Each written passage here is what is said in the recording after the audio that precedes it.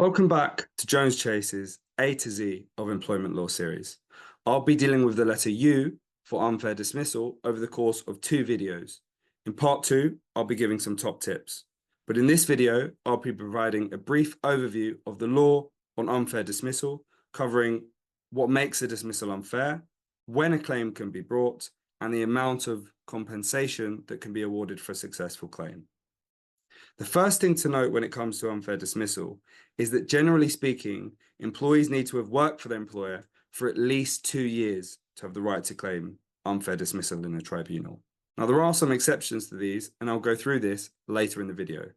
But first, what is unfair dismissal? Unfair dismissal is a legal term that refers to a situation in which an employee's contract is terminated without a fair reason and/or without a fair process being followed. So looking first at the reason for the decision. Defined in law, there are 5 potentially fair reasons for dismissal. Number 1 is conduct. This is fairly self-explanatory. It refers to when an employee has done something that is inappropriate, unacceptable, or otherwise breaches their contract. Number 2 is capability. Again, also fairly self-explanatory. It applies where there are issues with the employee's performance. For example, the employee makes regular mistakes, they don't complete tasks on time, or they are incapable of performing the role due to illness or injury. Number 3 is redundancy. This is when the job is no longer needed or feasible for the company. Number 4 is statutory illegality. This applies where there is a legal reason which prevents the employee from working in their current position. For example, they no longer have the right to work in the UK, or they've lost their driver's license in a role which requires them to drive a motor vehicle. And finally, number 5, some other substantial reason. Now, this takes its literal meaning and is very context dependent.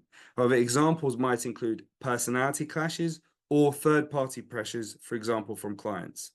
Now, if the reason for dismissal genuinely falls into one of these categories, it's potentially fair. If it doesn't, then we know it's likely unfair. But in all cases, the decision to dismiss must be reasonable in all of the circumstances. For example, this means that in cases of redundancy or illegality, the decision is necessary. And in cases of misconduct or capability, the decision is commensurate with the action or otherwise justifiable given the employee's previous disciplinary or performance record. Now, the additional point to note is that some reasons for unfair dismissal fall under what are known as automatically unfair reasons. Now, if an employee is dismissed for one of these reasons, not only is the dismissal automatically unfair, the employee is eligible to make a claim regardless of the length of service. So they don't need to hit that 2-year service requirement. Now, these automatically unfair reasons include requesting flexible working, asking for maternity or paternity leave, joining a trade union, taking time off for jury service, whistleblowing, or refusing to give up working time rights. Moving then to the procedure, once some form of misconduct, performance, or other substantial issue has been identified, which warrants either further investigation or dismissal, a fair process must always be followed, because even if the reason itself is a fair one, an employee can still have a claim for unfair dismissal if the procedure followed is unfair. And employees must follow the ACAS Code of Practice on disciplinary and grievance procedures in this regard. Of course, there are different types of dismissals, and these require different processes, so a suitable procedure must be followed for the specific type of dismissal considered. It's important to note that an employer's or an employee's unreasonable failure to follow the code may affect the amount of compensation awarded in a successful claim, as awards can be increased or decreased by 25% for this failing. Finally then, what compensation can be awarded for unfair dismissal? Any final award is comprised of 2 elements, the basic award and the compensatory award. Now, the basic award is the base level an employee can expect to receive for being unfairly dismissed. This award is calculated by determining the length of continuous service, up to 20 years, and the employee's current weekly pay, capped at £643. Now, depending then on the age of the employee, they will get between 0.5 to 1.5 weeks pay for each year of service. 0.5 for each year of service age 21 and under, 1 for each year of service between 22 and 40, and 1.5 for each year of service age 41 and above. So for example, let's say the unfairly dismissed employee joined at the age of 45, had 5 years of continuous service, and earned £500 per week.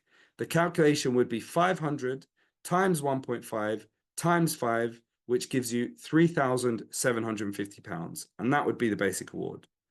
In addition to that basic award, successful claimants may also receive a compensatory award.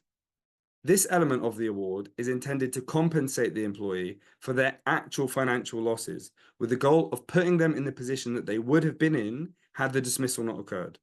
Here, the tribunal will consider the immediate and future loss of earnings, loss of statutory rights, and expenses, as well as mitigation. Currently, this element of the award is capped at whichever is the lower figure of 1 year's gross salary or £115,015. In summary, navigating the complexities of unfair dismissal claims requires a thorough understanding of what constitutes a fair or unfair dismissal, acknowledging both the reason and the process followed. Compensation for unfair dismissal can be significant, so it's worth seeking legal advice if you are ever uncertain or facing a difficult situation. If you have any questions or would like to discuss the areas I've talked about further, please feel free to contact the team on 0203 837 9914 or visit our website at joneschase.com. Thank you for watching and stay tuned to this space for part 2.